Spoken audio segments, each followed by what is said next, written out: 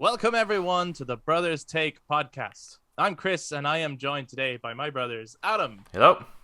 And Eric. Hello.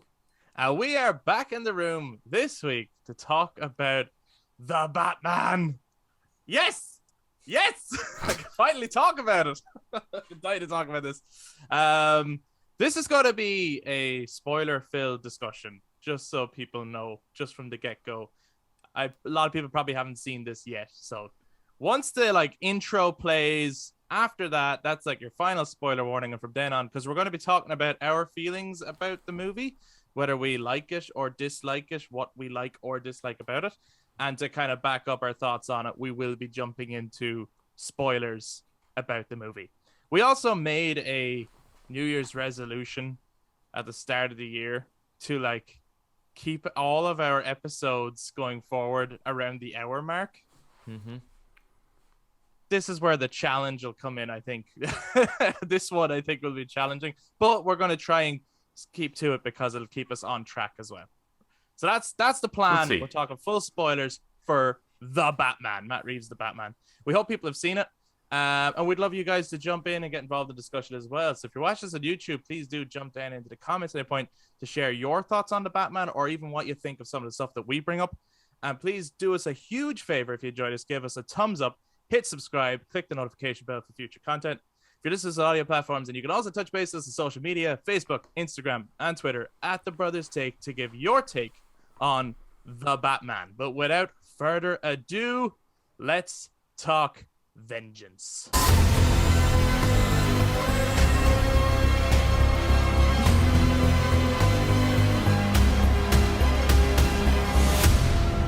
Okay. Wasn't great, was it? Is that how you feel? I don't know. So for context, for people, I suppose me and Eric went to the same screening, and Adam went the following night, and we all on my own spoken to each other. So obviously me and Eric came out at the same time, and I have a rough idea of me and Eric have a rough idea of how each other feel, with no idea how Adam feels. So maybe just for our own interest, we should start with Adam. Sure. What do you think of the movie? Pretty good, wasn't it? Yes, I think so. I think it's pretty good. Yeah, it's pretty good.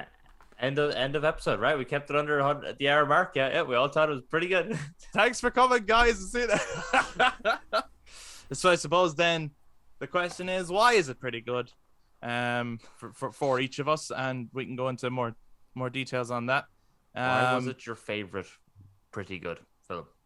What? Was it your favorite pretty good film? Yeah, why was it your favorite pretty good film? Eric, was it your favorite pretty good film? It's pretty good. It was pretty good. Yeah, I don't think, I will say this, just from the get-go, going forward, I do not think this is a 10 out of 10 masterpiece. I'm right there with you, buddy. However, I really liked it. Yeah. I really liked it, and I'm buzzing to see it again. Yeah. And I think the main reason I want to see it again is I want to watch that opening again. Yes. Yeah. Sure. Oh my god! Even while I was watching, even mid movie, I was like, "This is so good." But roll the start again. I'm really enjoying this, but oh man, my biggest disappointment going in my experience going to see it was purchasing popcorn. Okay. Oh, this is not a movie for eating popcorn to. I have to say, right. It's just there's not many moments where you can just start scoffing the popcorn because. It's just kind of silent dialogue throughout, and you are going to be that prick in the cinema where it's silent, and you're just like, yeah, because it's a crime thriller noir, but using Batman characters, more so than anything. That's what it is. It's not a superhero movie; it is a comic book movie. It had the tone that I wanted the show Gotham to have. Yeah, I think that opening little kind of when you see I mean the bit where I've kind of had I'm not so sure and I'm loving this kind of throughout the film, right? But the beginning of it where we have his monologue, his Rorschach style monologue, I'm fucking loving it. And yeah. That looked like Gotham. It's like it started with the tower and it was kind of like coming down. The camera was panning down. It's like that 100% was Gotham. And it didn't look like, like in a Nolan trilogy where it's just like, who are you kidding? That's New York. Or that's Chicago. Right. Or Yeah, like, that's Chicago. Yeah, no. It's I don't believe for a second that's Gotham City. Yeah, I think it's the best looking Gotham City since Tim Burton's Batman. Yeah. And then it can come down to preference after that. This looks like a real place. Yeah. But I suppose Tim Burton's one was just that little bit more comic booky. Like it was a little bit more like fantasy, I guess. Yes. But oh man, I just love the fucking the criminals who were looking at the shadows, waiting for him to come out and shitting themselves. Yeah. It's like that's so great. good. I really wish there was a little bit more of that. Like where like throughout the film or if it showed up again. Right. Because I felt after that, anytime Batman came along, criminals weren't actually so afraid of him. Some kind of, but not so much. They were actually willing to go over and try to kick the shit out of him. Right. Yeah. So that opening had more of an impact at the beginning than it did throughout the film, and I just wish that would have showed up again somewhere. But then, isn't that like part of it? Is that not all the criminals are afraid of him actually? At least not yet. Yeah, the mobster guys, which is who he was up against throughout most of the movie, weren't really that afraid of him. It was the kind of low life shop robbers and smugglers and vandals. Because the mafia are not low life. They're not petty criminals, I guess. More Yeah. so. Yeah. I really liked the beginning. First of all, obviously we get the first Riddler kill. Yes, which is Yeah. It's like, what the fuck? Yeah, that was good. I was looking around. I was going, did anyone bring their kids to this? I fucking hope so. Yeah, you gotta learn today. Yeah. But then I really liked that it kind of after that it followed almost a perspective of the young criminal guy who he just had half his face painted. Yeah. And he was kind of being pushed into this by the people he was around. He was terrified of them, but he was more terrified of Batman than he was of those people. Like he was going to do something terrible, right? But what he would not do is try take on the Batman. Like he wouldn't do that at all, and he just legged it. And I thought it was like you could see the fear in his eyes. I thought he was great. I don't know who that actor was, but I thought he was really, really good. And I suppose maybe a concise way of like talking through this movie is to focus in on the actors. Yeah, I think throughout kind of the performances were excellent. And I surprisingly, the one that really stood out to me the most, because I was a little bit unsure, I kind of had a feeling about what type of portrayal Falcone was going to be. Right. Based on who was cast. Mm-hmm. But fuck me, he blew me away. Like, that is probably the best Falcone I've seen on screen. Yeah, well, okay, so to start there then, John Turturro, he kind of chewed up the scenery when he was on screen. He was just, I don't know, like really charismatic, really slimy, really like horrible, and like even I was giddy when he had that exchange, the exchange between him and Bruce outside the funeral. Yeah, and he talks about the Hippocratic Oath. I mean, first of all, I was like, oh my god, that's straight out of The Long Halloween. Yeah, well, So there's a lot of that in there. Oh my god, I was like, this guy has read the comics. Like, yeah, there's so much in there. But just that exchange was really good. It's like, you don't think that meant something? And he's like, yeah, he took the Hippocratic Oath. It's like, oh yeah, that's good. It's like, oh, it was such a good exchange. But yeah, I liked John Turturro. Eric, what do you think of Falcone? Oh, I think he did, because the thing about, well, I mean, I like him and I liked the actor that played him in the Dark Knight trilogy. It's just unfortunate that in the Dark Knight trilogy, he's kind of pushed aside relatively quickly. Oh, Tom Wilkinson? Yes, Tom Wilkinson. Like he did a very good job. But he was just more scary than what John Turturro brought to Falcone, which was an element of businessman and charisma, and that you could almost see that this guy had a plan. And when he walked into somewhere, he owned the room without fear and power. He just owned it. Yeah, I'm here. I own it. You know I own it. I know I own it. I don't need to do shit. I own this place. Yeah, I mean, he's brought that sort of aspect to it, which is quite nice. I feel like as well he could, like, if he said to someone, "Oh, look, I'll do you a favor," you might believe him. Yeah, he actually could get roped into it. He didn't have that kind of scary presence. I think that well, he does, but not in the same way that the Penguin. Right? If the Penguin came up to me, this particular Penguin came up to me and said, "I'll help you," I'd be like, "I don't know." But if I don't know about that. Falcone came up to me, this version, and said, "I'll take care of it for you," there's something about him that's a little bit fatherly. Like, you can see how he can take younger men under his wing and kind of brings them into that mob lifestyle, and then they're trapped, they're stuck with him. And that's kind of scarier. With him, it's you are signing a deal to devil, like, with this guy. Yeah, he was excellent. He was so good. It wasn't all what I was expecting. Yeah, he was like, because even I was like, really, that guy? But then I actually thought he was going to have a much smaller role in the movie, even when I heard who was playing him. I was like, and we didn't hear much about him. He was pivotal to the story, and actually, I was 100%, like, this is really good. Like, he's nearly the secondary main villain. Yeah. Of the movie. Well, he is really, like, it's kind of the whole story is more really so than Penguin. Around. Oh yeah, definitely more so than Penguin. But then speaking on that, what did we think of Colin Farrell as the Penguin? Great. he's great. He's great. That little exchange when I suppose it's the comedy aspect a little bit, where they have him chained up and they're Gordon and they're doing the good Batman. cop, bad cop. Yeah, that's a excellent scene. Really good. I was laughing.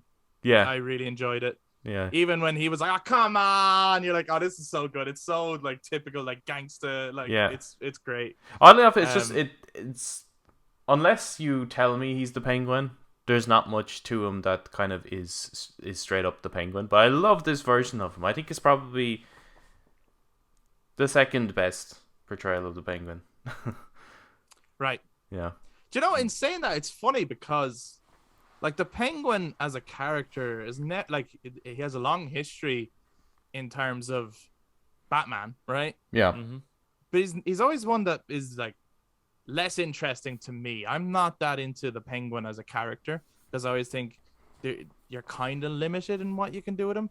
And yet, in saying that, they've found a lot of interesting, like, even the guy who did him in the show Gotham, I thought was arguably one of the best things about that show, right? Yeah. And then even if you want to go back to the campy 1966 Batman show, like, there was nothing wrong with that performance of Penguin either within the confines of what that show was. Mm-hmm. And so, but all these, so I could think of 4 like live action Penguins now that are so different to each other. Yeah. And I'm like, Jesus, actually, maybe the character has way more, like, depth to him than I ever. Yeah, and I like this type of this and the show Gotham. I like that the underdog trying to become the mob boss story of the Penguin. I like that. Yeah. I probably just because I have an interest in the mob in Gotham.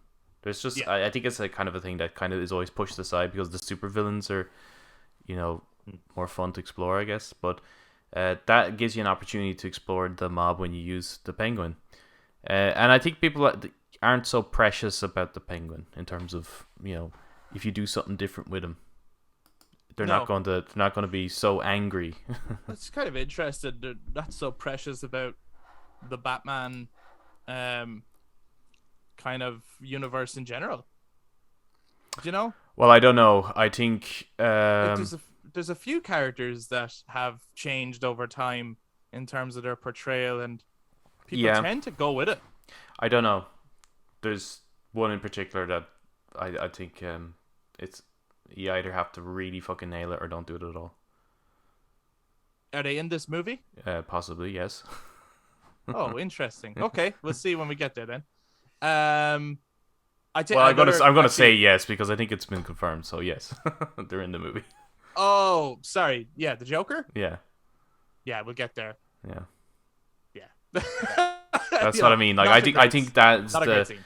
that's a very precious character that unless you have something that's like gold, then don't do him.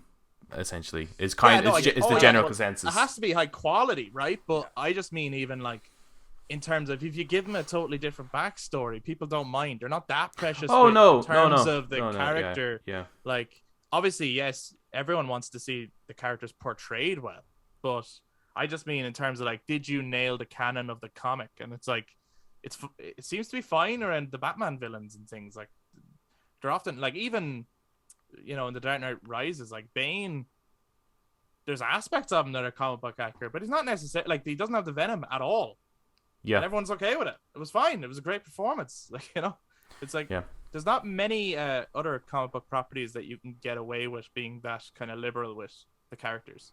Do you not think so? Because I find in comic, I don't want to go off topic too much, but I find in comics, comic movies, even if you take Marvel's films as well, the villains are the only ones that they're not actually sticking accurately to as much as the heroes. Like what they're doing with like Zemo and things like that. Like they tend to be a little bit more creative with the villains in general. Right. Like even when they first did sort of the Mandarin. Yeah, they tend. Elementary. I but think about how mad Eric got when they did that. I love that, man. Well, not the actual dude. You know, like the Guy Pearce one was silly. Yeah. I don't know what you're talking about. They only ever did the Mandarin in Shang-Chi. They never ever tackled that before. Denial is the key to happiness. Just before we move on from the Penguin, I do like that, and in that scene that you were talking about, Adam, by having his feet cable tied, they had him waddle. Yeah. I thought that was really funny. It was like they're really pushing it. Like everything has to be grounded. So it's like, so if the penguin is going to waddle, there has to be a grounded, realistic reason for why he's waddling. That's just a cable tie sequence. Well, I think he also has a limp in the film as well, which kind of gives him a little bit of a wobble. Did he have a limp? Oh, I didn't notice that. That's cool. At the end, when he's you know, when they essentially, which I love that scene as well, when they actually arrest Falcone. Yeah, and they have him, and Falcone's all like, "Yeah, sure, all the blues, you work for me." And then they take him outside. There's fucking hundreds of cops, and it's great. But when Penguin walks out, he is actually walking with a limp. Right, okay, maybe they damaged his leg. Oh, that's after the car accident, probably. Yes, it would be after the car accident. So will he keep that limp going forward? Will his leg never get better? I'd say they'll keep it.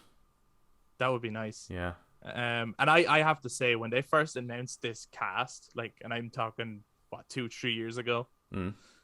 Before we saw anything, and hearing who was playing certain characters in it, they were casting Colin Farrell as the Penguin. I was like, what the fuck? Like, who the fuck is casting this shit? Yeah, I think most of he was great. I think most of the casting throughout was just a bit like, seriously? I think Paul Dano is probably the only one where I was like, okay, I can see that.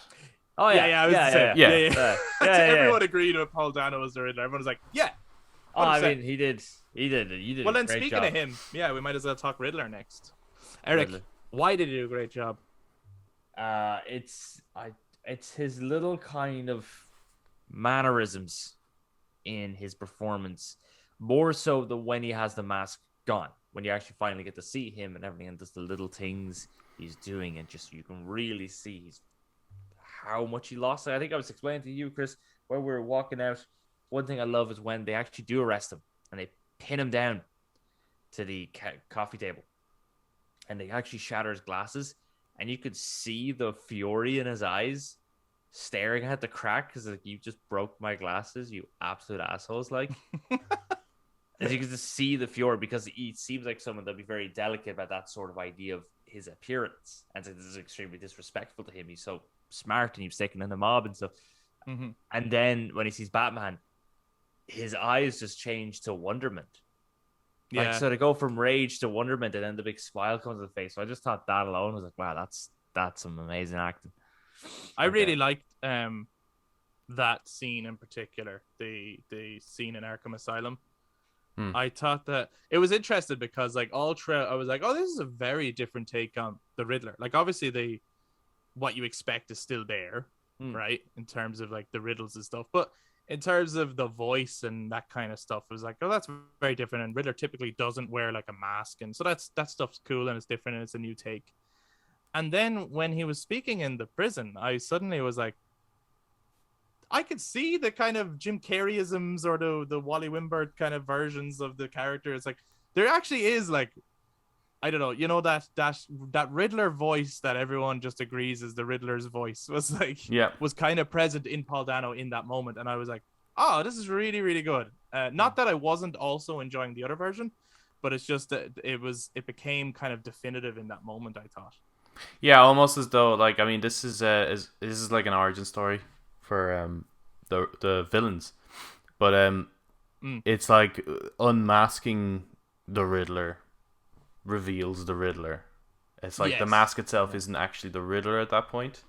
That's the question. And it's only when he is in prison makes his new friend. That's the dude. Yeah. That's the Riddler. Yeah. And I have to say, man, and this is not necessarily to do with Paul Dano's Paul whatever Paul Dano, I think it is. I think it's Dano, yeah. This is not necessarily to do with his performance, which I think was really solid, but just to do with the way they wrote the Riddler and utilized the Riddler in this movie. Yeah, I think I loved it. Character of the Riddler, a lot of there's a lot of hands involved in this, whether it's the costume department, the lighting department, the script, the audio engineering, all came together to create a very great character.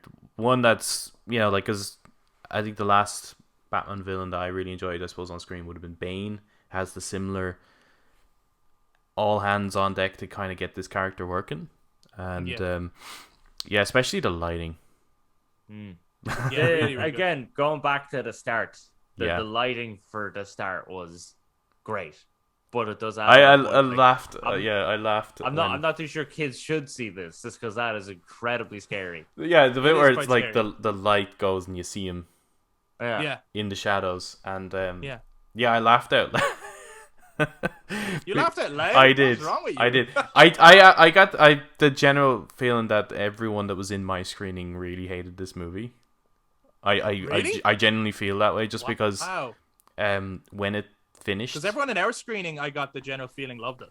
Good, yeah. It's just that when it ended, people just kind of got up and left, and just looking around the room as well, there was a couple of, like, I don't know, tired faces, I guess, or I probably not into it. But when the reason I laughed at that bit, it was just because finally, it was like a laugh of excitement that I finally get this type of movie. I've really been wanting this type of film for a long time. I know we kind of got it with the Joker, but recently I've been watching on Netflix. There's a whole section 90s, right? And it's things like, what was that film, America? It's Anthony Hopkins and Ryan Gosling. Oh, yes. I can't remember the name of it. But there was just so much of these types of films. Much of these types of films where it's like, it's just crime, right? It's like Primal Fear and Along Came a Spider, Seven. Like, these are, like, we haven't had these type of films in a long time, and this is now one of them. And I hope this is like a return to these darker, more serious, depressing shit that we don't have to laugh at. But like, I think like in particular, the mention of Seven. Oh man, like the comparisons to Seven are spot on. Like Zodiac. I've heard people throw that out there, and Zodiac. But I've heard people throw that out there. Yeah. Like in the lead up to the film, even. I was like, well, it's not gonna be like Seven. And then you watch it, like, oh, it's very like Seven. It's very like Seven. Even like the traps and stuff that and obviously they don't go into explicit detail of showing you exact like the trap, but your imagination does enough, I think, to say, oh fuck. The rat trap is the worst one. Yeah, wow. And I loved the sequence. It's probably one of my favorite sequences in the movie.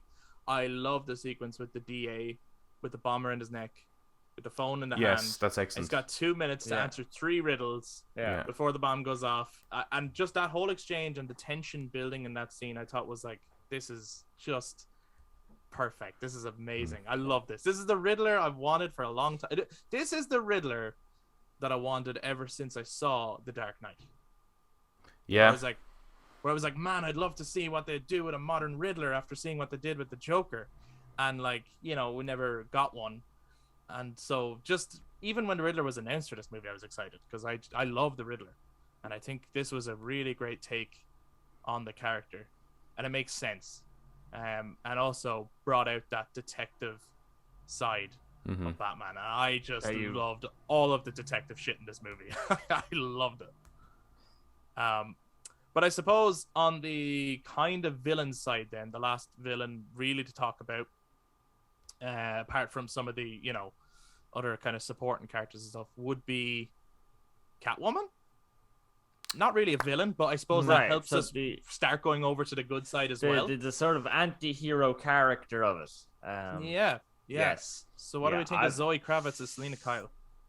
I thought she did excellent job. Yeah. Absolutely excellent. Yeah. I think I prefer this Catwoman over the Dark Knight Rises Catwoman.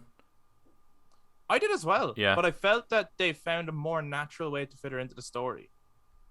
Yeah. You know, like I was kind of worried. I remember when they announced Catwoman and Bane as sort of a duo, and I was like, I don't see it. I just don't see it. And then even in the film, they both have arcs, but their arcs don't really mix.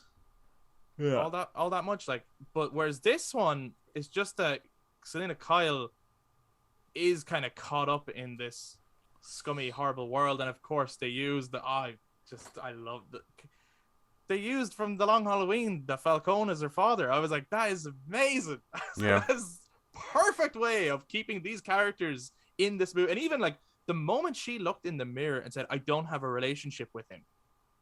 I was like, oh my God, are they going to do it? Like, are they going to do that story? I was like, that is so good. I loved it. Yeah, they took quite a few. What I loved about it was that it wasn't like, oh, this is one for one The Long Halloween. But it's clearly like that was the main comic that they kind of took some stuff out of, even as far as her scratching his face. You know? Yeah. It's like, there was I did notice a continuity error. Yeah. He had those scratches on his face before that scene. Oh, did he? He did, yeah. Oh, I noticed that. He was looking at like the TV or something, and he actually had them. And I was like, oh, I didn't notice that earlier in the film. I was like, that's cool though, because I reckon. And then she did it, and I was like, oh, that's a like Pippin has his hands open thing. It's a mistake. Like I can look past it in terms of the overall scope of the film, but I did notice it. It did stand out. But yeah, I thought Zoe Kravitz was great in the movie. Awesome performance. I always found it's quite interesting what she did with the eye makeup, where it always kind of there's a bit of a glitter happening around her eyes. Where it always kind of gives her a little bit of a teary-eyed look. Yes, throughout. I did notice that. Yeah. But it just mirrored her performance. It's like as if she's wearing her emotion on the outside or something. It worked alongside the Batman, who also looked very teary-eyed throughout the whole film. But like teary-eyed in a rage, like that kind of point of anger that it brings you to tears. Yeah. She also, I suppose, before moving on from Catwoman, I really liked, and I was really hooked into the bit where she was going to kill Falcone. That was a great sequence. She was on her way to doing, right? Yeah. That whole sequence was great. And Batman's mission in that moment was, yes, take down Falcone, but also kind of save Selena Kyle's soul. Like, don't let her murder him. Loved it. That's perfect Batman drama where it's like Batman and Catwoman disagree on this point of view, and that's the thing that's going to kind of wedge them a little bit. And also, I have to say, because we didn't really know leading up to it, I was like, I don't know if Batman kills in this version or not. It looks very possible. He doesn't kill. He has a no kill rule, and I like it. I like it. I'm happy about that, because otherwise I'd be like, fucking break that Riddler's neck like that. you know what I mean? Don't put him in the asylum if you have a no kill rule. Whereas if you feel strongly, no, I don't kill, then it makes sense. I'm looking to bring this guy to justice. I am not looking to kill him. Yeah. So, and as well, if you had if you didn't care about killing, you wouldn't be going in to stop Catwoman. he'd be helping her. Yeah. You know, so it just it does change. It adds to the story, I think, that he has that point of view. But I suppose on the topic of Batman, Well, it adds to the absolute story arc of the whole film. yeah, That story would fall apart if he killed. So yeah, in this version of Batman. yeah. So, what did we think of Robert Pattinson as Batman? Yeah, he's really, really good, but I don't think he's the best. I've seen some dialogue that this is the best on-screen Batman ever. No, I think maybe I could put him up against Bale. I still think Bale kind of comes out on top a little bit, especially as a Bruce Wayne, but there's aspects of this Batman that go beyond Pattinson's performance that is better than Bale's. Yeah, I think this Batman is better than Bale's, but Bale's Bruce Wayne is better than Pattinson's. Because with this Batman, he's much more like, he has that anger, he has that rough, he has that grit to his voice, but it's not comical. Because Christian Bale's Batman's voice is comical. People mimic it. Not so much in the first one, though. I think if you're trying to compare this lad with the Batman Begins one, he'd be closer to the Batman Begins. That's tough, isn't it? Because Dark Knight Rises were just they're comical. You took the piss out of them. In fact, most I don't watch the Dark Knight Rises for Batman, which is weird. I'm watching a Dark Knight movie and I don't care about the Dark Knight in it. I'm watching Heath Ledger's performance. I want to watch everyone else's performances. But this one was very he had that sort of Rorschach kind of about him to his voice, which was awesome. Because when he started doing that journal, I was like, "Oh, this is sexy." Yeah, this is nice. And then at least when he's fighting, he's not fighting with his elbows all the time, which is nice. Yeah. And the fighting was pretty good. The fighting was good throughout, yeah. Because even though we see it in the trailer, it's still great a moment when your man with the skull makeup goes for him, and then he's just wrecks him. And it's like, I could feel those hits, like those powerful hits. So, yeah. And his Batmobile. I mean, the extension of Batman is the Batmobile. The sound of when that engine. Thing fucking came out, like, holy that shit. thing's it was terrifying. Oh my god, yeah. I like that he played like he had like a sound come out of it. He also revved and did a bit of he moved forward a little bit, but didn't fully go to sort of say, "Go on, try run." It was. He very much used it in an intimidating, "I'm gonna hunt you down" kind of way. Yeah, I thought it was great, really, really great. And I liked Pattinson as Batman. I think I like more how Batman was written, though. I'm not fully convinced. Like, he's a good actor. I'm not fully convinced, though, that someone else couldn't have done as good a job. Yeah, I'm not fully convinced that this was like only Robert Pattinson could have done this Batman. Do you get me? No, I totally agree. Feel that way about some of the other Batman. And to be honest, no one has ever done a bad job with what they were given, if you know what I mean. I know the first thing is George Clooney, right? But it's like, no, look at that whole film, though. Like that. Yeah, I know. It's not George Clooney. Well, it kind of is, though, because I feel like his heart wasn't really in it. He just loved the money. I think he 100% would say that too. I don't think so, but I think he would say he made a big mistake doing it. Yeah. Well, no, he would. He does. He does. Yeah, he does say it. He keeps a picture of him in the batsuit to remind himself that he failed that city. Not to do something like that again. Yeah. I did like I liked, and again, this isn't necessarily Pattinson's performance, which I do think was good, but just in terms of what they did with the character in general, I like how much time he was in the batsuit. Yeah, like he's in the batsuit for nearly the wole movie. Yeah, we barely get Bruce in it, and there's that's not really that's a fine. Bruce Wayne character, to be honest. And I've heard them speak in interviews and stuff that the whole approach to this is that he doesn't want to be Bruce Wayne. He never wants to be Bruce Wayne. Yeah, he just wants to be Batman all the time. And maybe the idea is that in the aftermath of this movie, after seeing everything that's happened and realizing that just being Batman, he has actually had a negative impact as well in terms of inspiring people, that maybe he'll work more on being Bruce Wayne in the future. And, you know, like the mayoral candidate character was saying to him that you don't really do anything for the city. You should do more. Yeah. Like maybe that kind of stuff is going to, maybe he will become a philanthropist, you know, in the next installment or the installment after that or something like that. But yeah, I like when he was on crime scenes, he was very quiet, very observant, and like he was very deliberate in everything he said. Yeah. And by fuck, sometimes he made me laugh. I thought his like the sort of deadpan humor I thought was really good. Like him and Gordon, who I suppose we'll get to next. But like when Gordon's like, you could have like pulled your punch. He's like, I did.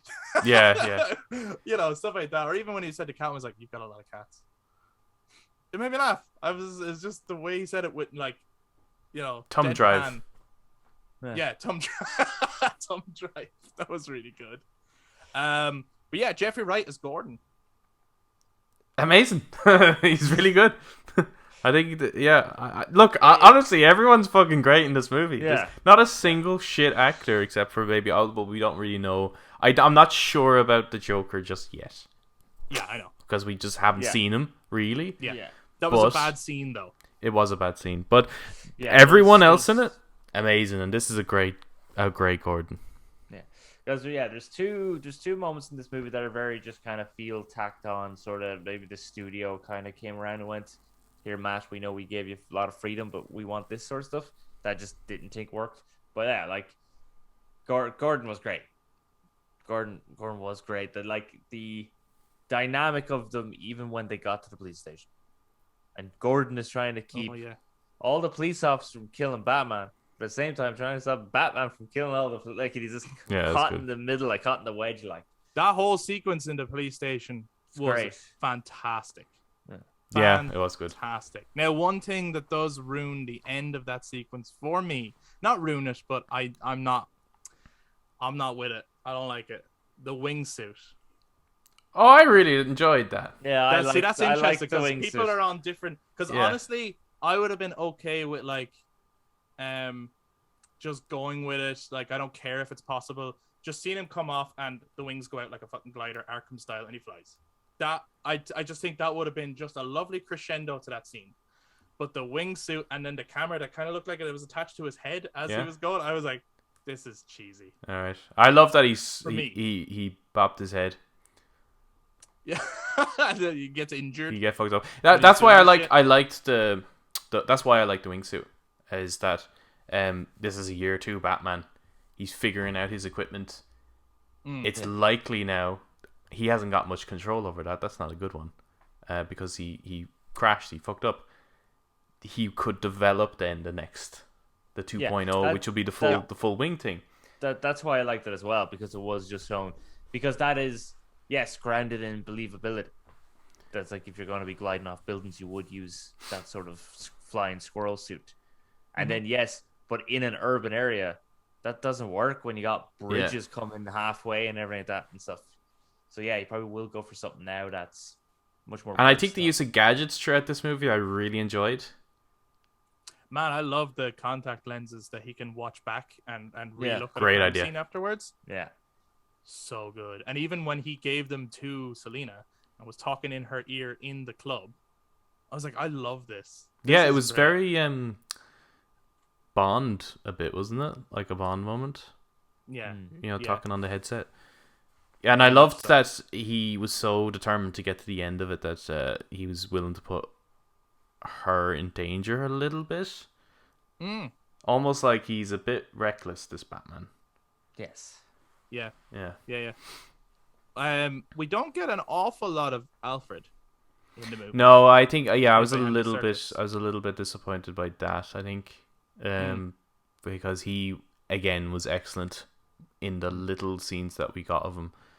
But unfortunately we didn't get enough. Yeah, I thought he was really good, and I would have liked a bit more. And I think there's an emotional exchange between them early in the film that happens too early, to the point where it didn't work for me, because it just came off as Bruce being broody for the sake of broody. Like, he came off as sort of, it kind of looked like a serious version of Lego Batman. Yeah, I know. Yeah, I know what you mean. Yeah, you're not my father, you know. Yeah. And it didn't work. It didn't have that same punch that, say, some of the scenes between Michael Caine and Christian Bale had in The Dark Knight Rises, where your heart is breaking as Michael Caine is delivering those lines, because they've had lots of conversations leading up to that conversation. Yeah. You know? So I just feel like that needed to happen a little bit later and probably much closer to the sort of bomb sequence. The explosion, yeah. So that it was like the last thing he said to him before he nearly fucking died. Yeah. And he then realizes he's like, because he does, like, that moment's lovely where he tells him that he's actually afraid. He feels fear again. That he's afraid of losing Alfred. So I like that was nice. But I think some of the scenes play in the wrong order for the film, to be honest. Yeah. Or it could do with some slight restructuring. Again, that bomb thing, I think should have been after Riddler had been caught. I think that's what Batman should have been racing to stop next. Maybe, but it's just that, that in the cell, like that exchange, that bit where he thinks Riddler knows who he is, and that was just done really that well. moment where it's like we almost got him, and it's like, oh, he doesn't. Like that was excellent. That was really good because I was like, where is this going to go now? If you know who he is, then you're just going to tell the whole world. Saying that, I think Eric had, if he hadn't known who he was, Eric had the perfect way to like defeat the Riddler. Yeah, which was from the Hush story, which is referenced in this film as well. They reference Hush in it, which is that if they got rid of the whole flooding of the city, because I didn't like that. I just felt that was a very tacked on superhero. Oh, they got to stop a big thing at the end. Now I know that is in one of the comics. Yeah, that is cited, like, is the flooding of Gotham, which was a Riddler story as well. But I just think if they had that moment where the Riddler was like, "I figured you out. I know who you are. I'm the smartest man. You're not." You know, the classic Riddler idea that the Riddler is constantly trying to be the smartest person in the world and be the most famous. And then Batman going, well, and says the riddle to him. Well, when an elephant sits on your fence, what time is it? It's time to get a new fence. Come on, everyone knows that. Give me a hard one. It's like, right, everyone knows it. It's useless. It's worthless. When everyone knows it, that's it. It's gone. Now you're not the smartest person. That moment, and then you just, with Paul Dano's brilliant acting, having his whole world crushed. He figured it out, but if he says it, that's it. He's not smart anymore. Because everyone now knows. Yeah, it's one of the best endings to a comic book I ever read. It's all about the delivery as well, like how it might be delivered. But I do like that. As soon as Eric said that, I was like, oh my god, that would have been so good. I think it would have fit into the movie more. I don't know if it would. I think character driven. I think you need the history between them first. I think you need, like, let's say a trilogy of films, and the Riddler is in it again. And you've had that, him trying to figure him out this whole time. Then it's great. But this is like, he's not even the Riddler yet. You know? Right, yeah. Does he need to get his green bowler hat first? Well, it's just he needs to find himself. And I think that was one of the really interesting things about what they did with the Riddler in this. I loved the moment where they showed that he was streaming. You know, and he had followers, and thanks for all my, because it's a lot he had way more followers than us. Yeah. But it's like those, you know, like you see them online, the, you know, radical people with their fucking agendas, and they make their videos going, oh yeah, look at this woke film or something, and they try to get people angry about it. Like, these influencers, I guess, that have a small following of like-minded people, it can be very dangerous if you get them angry enough, and it's very close to reality. Well, that quick scene, I did like that scene, the streaming thing. I laughed a little bit at first when I saw it. I was like, hey guys, thanks for I was like, that's kind of funny, but also I did like it reminded me of Joker, as in Todd Phillips' Joker, in that you have a very damaged individual who has not had a lot of support growing up, right? Yep. Like, he gives the monologue about how he was an orphan, that nobody actually looked after them, funds were never given to them, you know, they slept in rooms where there wasn't enough beds, people were starving, rats were in there, like horrible growing up experience, right? And you can imagine this guy as well, very feeble, like he liked to do puzzles, he got bullied a lot, and then you meet he's very angry, and he finds a community online of a lot of other very angry people in this city. And he has some ideas, but they're egging him on. And the more support he's getting, the more he kind of is like, oh, this is good. Like, what I'm doing is good because my fans like it as well. You know, there is an element of, like, the Riddler was created by a community and not just one guy, not just Edward Nashton, which is the name they used in this movie, which is also really good. Like, they're not using Edward Nygma, they're using Edward Nashton. But also, they didn't actually specify his name. Well, he had a two few names, didn't he? Yeah. Well, they showed two names, but it looked like there was others. Yeah, I think the idea is that they don't So he's an have enigma. a clue.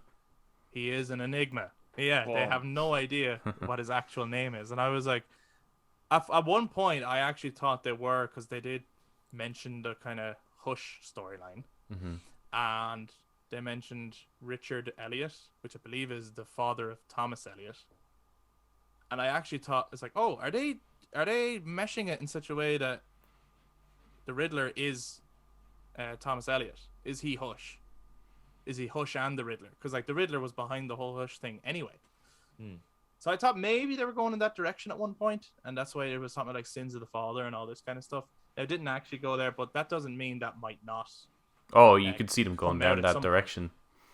Absolutely, yeah. And I liked the photo of him staring Bruce out of it as a child, and he fucking hates Bruce Wayne, doesn't he? Because they're like the billionaire orphan. It's like, you don't know what it's like to be an actual orphan, or at least in his view. It's again back to one of the key factors of the Riddler's character is everyone else getting attention over him, and he can't stand that. Like he's like, well, I'm here, I exist, I can do great things. Give me the attention that I deserve. It's his main issue that keeps motivating him is to get that attention, that love, and that praise. His narcissism. That just seemed to have been denied. So that's again fueling into it. It's like one thing they brought up in the film as well, which I loved, was that the Riddler pointed out how, like, the problem in Gotham, right, with the corruption, at least this version of Riddler, and that's the riddle. And then he's been trying to kind of solve it for years, thinking about how do you solve this problem. And then the answer came in the form of Batman. He went, oh, that's it. That's how I do it. I do what he's doing. Yeah. Like, that really worked for me. Like, I thought that was really, really good. Yeah, that moment where the dude he asked him, like, who are you, isn't it? Is that what he said? Oh, the other kind of Riddler goon? Yeah, the goon, which is cool. I love the way they did the goons. That they're just kind of fanatics. Copycats, nearly, yeah. Yeah. Similar approach to Todd Phillips' Joker. And and then the goon says, I am vengeance. And just the look on Batman's face. It's like... Yeah. It's like just that realization of, like, you've been kind of doing it wrong the whole time, haven't you, buddy? Yeah. And that realization of what he actually needs to do now. It's a cool arc. Also, it is a cool arc. Felt a little rushed towards the end, I thought. Even though, which is a weird thing to say for a 3-hour movie. Because I was gonna say, like, I mean, I dislike when studios come in and cut a movie down. But goddamn, this movie could be cut down. It really could. Yeah, I agree. 3 hours felt like 3 hours for sure. I don't agree with that, actually. I didn't feel that, but that I think, and different people are saying different levels of that. Okay. I think that's purely down to how much are you enjoying this. Yes, but like, again, I still think that it's a part of that flooding scene and the goons and stuff. It just wasn't really needed for this movie. It just didn't fit the tone and the main drive of the movie. Because the drive of the movie was the characters. Yeah, the characters, the character interactions, the character arcs and stuff. Which is why I get what you're saying, Adam. That I suppose it is something that they needed to build upon a relationship that really that dialogue would have worked, but that it needed that sort of ending of dialogue or ending like 7 or it's quite grand and real because it's just the flooding and the CGI and stuff. It just didn't really work for me, and the fight as well with the goons seemed a little weirdly enough underwhelming. All right. Okay. That's for me. Like I just thought that was like. I just think like where they could cut down is more in the kind of silent moments. Like I think that there's a lot of scenes I think that are just a little bit long, and they could cut those scenes down a bit. That's more where I would do my edits to try and quicken the pace because the Joker feels like a long movie. I feel when you're watching it because of its subject matter. When you have heavy subject, you have to be careful with your runtime because you can drain your audience a bit. And I feel like this movie kind of suffers from that a little bit. And I think it definitely doesn't need that. I think you can tell this whole story in a shorter period and get through some of those kind of where he's just kind of staring. Like, as there was a shot where I'm like, I wish you cut before you did that, which was when he knocks the penguin over and he's walking towards the car and he literally bends down to have a look at him.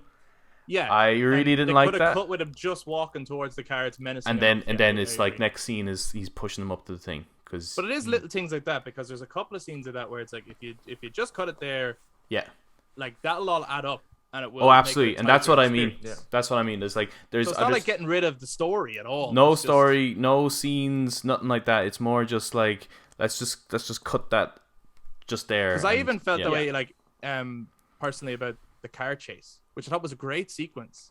Yeah, but I didn't think it needed to be as long as it was. Yeah, like I got the gist of it. It's one car chasing another car. There's not lots of cars. There's not. Yeah. It's not a huge. Cool scene, though, isn't it? It is a great scene. Don't get me wrong. It reminded me of. It reminded me of like Matrix Reloaded, mixed with like Prisoners. You know, the rain coming down. Yeah, and also a bit of Mad Max. The car was a bit like Mad Max's car, like the Road Warrior. Yeah, it's a cool car. It's a cool Batmobile, I have to say. Oh yeah, no, because Kieran was sitting with our cousin. Kieran was sitting with me and Chris and Ash, and like I could tell. I didn't have to look at him. I didn't have to ask him or anything, but I could just tell the minute that the engine started to roar and the fucking jet propulsion thing started. It is a jet engine, isn't it? Yeah, sure looks like it. I just know that he was like creaming his pants. He was loving that. It was fucking cool. I suppose what was your favorite thing about the movie then? Just going around. Okay, favorite.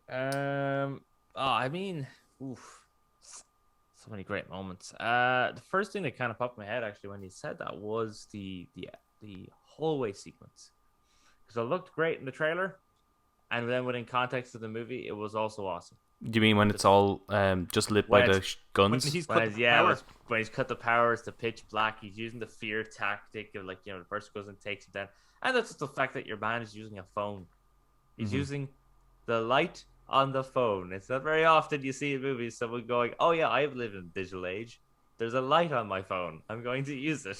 Not often you have that, but yeah, just the lighting of it and everything he was doing was just really awesome. In fact, that entire sequence from Selena Kyle having the conversation with Falcone and that build up and everything, it's just a really great sequence. Yeah, it was cool. It's cool. Adam? I think it's just the opening for me. It's kind of hard to pick a scene necessarily, but probably where the light shines and you can see the Riddler in the room all the way to the monologue, because I think there's a point where you can kind of cut it, right? Probably just before it's the goons chasing the guy off the train, right? Or before that scene, right? If you take the beginning of the movie up to there, you got one hell of a Batman short story.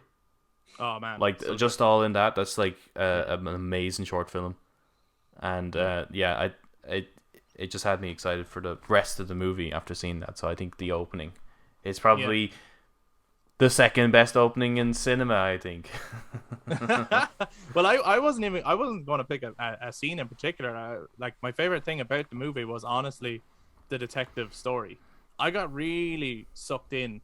And even though in the end the reveal is actually obvious that it's Falcone is the guy that is behind all this or whatever. Yeah. Just even the thing of like the girl who went missing and what did she know and who did she know, and all of that little stuff, I was like, oh fuck, like how deep does this go? And like who, even though it's Gotham, of course it goes all the way up to the DA and the fucking commissioner. I guess there's something fun about seeing, like, as an audience nearly, but it's fun seeing the characters finally realizing the corruption in their own city. And some of the riddles I thought were good, even though it's not a case of like, let's leave this for a long time so that the audience are stuck thinking about it.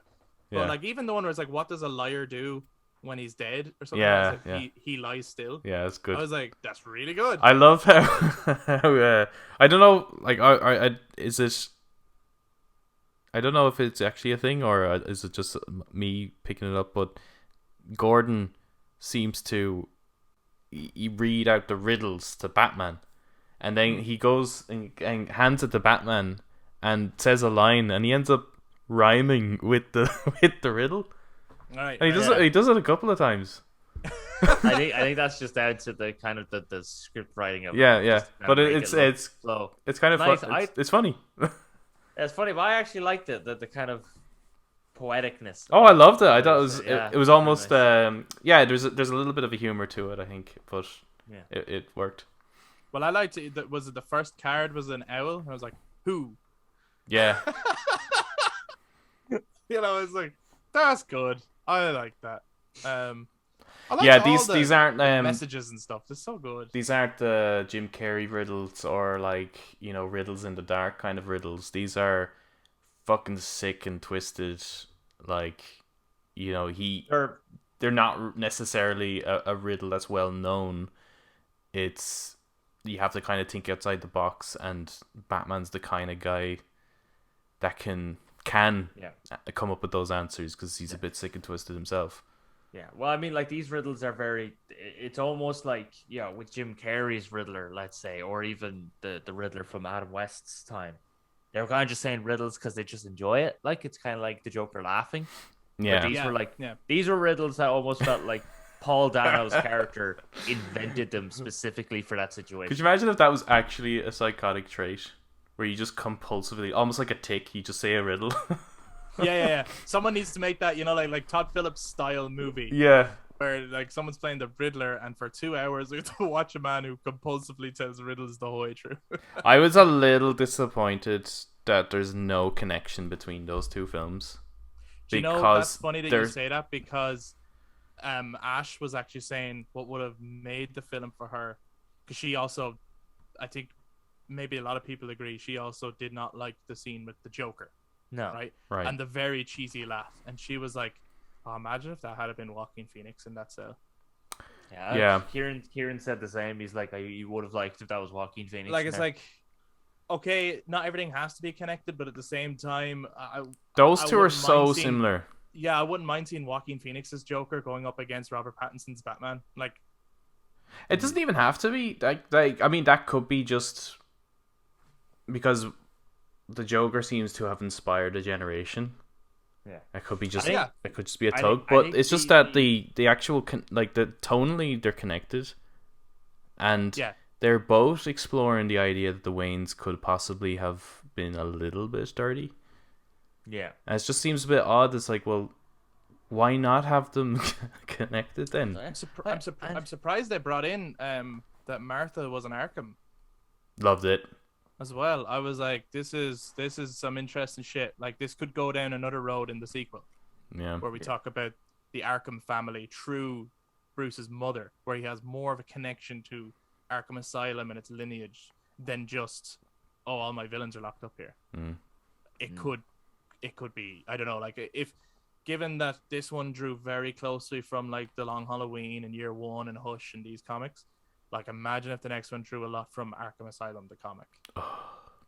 Speaking my language. It would be sick. Like, maybe he gets locked up in the asylum with all the criminals and has to fight them. I don't know. Dream fucking movie. I don't know. Yeah. So Batman meets the Raid, meets Arkham Asylum. Yeah. Yes. Essentially. Yes. Yeah. And that Batman could do that, I guess. Oh yeah. Yeah. That'd be 100%. nice. That'd be sick. Before we finish up as well, I just want to ask, what did you guys think about the music overall? Only because it was used in all the trailers. So it was very much, like they were pushing this music big time for this film. You know, they weren't using like random trailer music. They've been pushing this theme the whole way through. So, Adam, you shaked your head there. I like that they actually the Nirvana song is in the film. I like that because I hate when you see a trailer and you're so pumped for it and it has the right tone, and then they never end up using that tune in the film like at all. So I enjoy that it's in it, but it's like it's fucking in it though. Like, I mean, if you don't want Nirvana stuck in your head, don't go see this fucking film. Like, it's without that, this film really lacks a good score, I think, and it's the only Batman film that I come out of it not really like. There's no like pumped up Batman score. Like, there's kind of a cool brooding tune at certain bits, but it doesn't have the, well, I suppose it kind of miss Hans Zimmer's work a little bit, I guess, but it just doesn't have that to it. I think it did lack in the soundtrack department as a film. Eric, how about you? I really liked it. I really liked the distinctiveness between each of the three characters and their music. I think, Chris, you pointed out to me after we watched it that Paul, the Riddler's soundtrack, has a few little notes from Ave Maria, which he seems to play a lot as well. So I really liked. Now, I'll admit, the overuse of Batman's theme gets a little old. But then I thought he was still quite clever with it, in that he did variations of it that it would still work with the context of the scene. But I still think it felt a little like Back to the Future, you know, where it's like every 5 seconds you're hearing that same theme and you're like, oh my god. There's only so much you can do with a couple of notes. Yeah, there's only so much. But I really liked it. But I will agree with Adam that it's not the best. It's not the best one, but I still like this. Like, I was thinking, Hans Zimmer. Like, fucking, come on. Yeah. I think I'm kind of in agreement with Eric on this one, where I liked it. Yes, I don't think it's the best Batman score ever, but I liked it. I thought it worked in the movie. I wasn't like, this is a terrible score. Like, it's a good score. I really like that Batman theme, I have to say. I'm well into it. Just the bum bum bum bum bum. I'm into that. I like play that all day long. I'm into it. I prefer it to the Junkie XL Batman theme. From Justice League, you mean? From Batman v Superman. All right. I prefer this one. But I'm not talking. Oh yeah, no, the beautiful lighting. I'm talking about just the Batman theme, right? Yeah, no. I like the tune. Yeah. It's just that, like, let's say that conflict at the end deserves something, like, you know, when yes, no, I agree. Like there's moments that need more. You know, like the Rohan team tune, right? There's like, you know, there's a certain beat to it, right? But then once we get to the Battle of the Pelennor Fields, it's like all instruments. Let's take them all in and let's build this thing up into like this huge orchestral swell. Well, I think it's missing that. It is missing exactly what like Hans Zimmer did with the end of The Dark Knight Rises. Yes. Where all the themes throughout the film start coming That's together. What we needed. In this Lin-Manuel Miranda style, like, huge track. This is the finale of the musical. Yeah. Where everyone's melody comes together. It is kind of missing that. I do agree. Yeah. But I do think that the score works for the movie. But yes, it could have been better. I do agree there. I liked the use of Something in the Way, but not twice. Not twice. Once was enough. I liked it in the beginning. I also, one thing that I think would have elevated the intro to this movie for me, even, like, the opening of the movie is amazing, right? But as soon as he leaves that crime scene and Something in the Way plays, I would have loved you know the way at the start of 7, it's almost like a dark version of a James Bond opening. Yeah, I get you mean, yeah. If they had something like that with the Something in the Way playing over it, I like, it just would have set a serious tone for this fucking movie. Yeah, you mean like the kind of like the Last of Us style title sequence? Yeah, something like that, or even like, if you want to go kind of like a James Bondy intro, like even like the opening to The Girl with the Dragon Tattoo. Oh, bro, that would be. You know what I mean? Like, just something, a visual aid with something. It was a little strange, I think, the way it opened with the Batman and the music that plays there. It's like Was Ave Maria. huh? Yeah, I think was the Riddler's theme. they probably should have just started with, not that they don't have the Batman just yet. Right, bring that up after the intro. After he leaves that crime scene, he's looking at that young then boy. bring it in. Boom. Yeah, I agree, and I know that's. Or at the very end. But sure, that's the same. It's like, but sure, what's the difference? It's still in it. It's like, yeah, but where you place it is a punctuation. Yeah, no, actually, at the very end. Okay, that's what we want to know from the listeners. Where should I have placed the Batman? The Batman logo. I think it should be at the end because he's becoming the Batman. He mentions the Batman once in the movie, really, maybe twice. Well, the Riddler keeps calling him the Batman. But it's like he finally figures out who he is. He's no longer Vengeance anymore. At the very end, he becomes the Batman, and I think that's where it should come up. Boom. Well, what do all you guys think? That's what we want to know, and not just about that, but about the movie in general, the performances, the music, and Matt Reeves' direction. What do you actually think of this movie? If you've been watching this on YouTube, please jump down to the comments to share your thoughts. And also, if you agree or disagree with any of the points that we brought up, please feel free to let us know your thoughts on all the scenes, all the performances, everything that we just talked about. Tell us why we're wrong. Tell us why we're wrong, or tell us why we're right. And if you enjoyed this, please give us a thumbs up, hit subscribe, and click that notification bell. This is on audio platforms, and you can also touch base with us on social media, Facebook, Instagram, and Twitter at The Brothers Tate to give your take on the Batman. That's it for this week's episode, but we'll be back next week to talk about more awesome shit. Bye-bye. Bye-bye.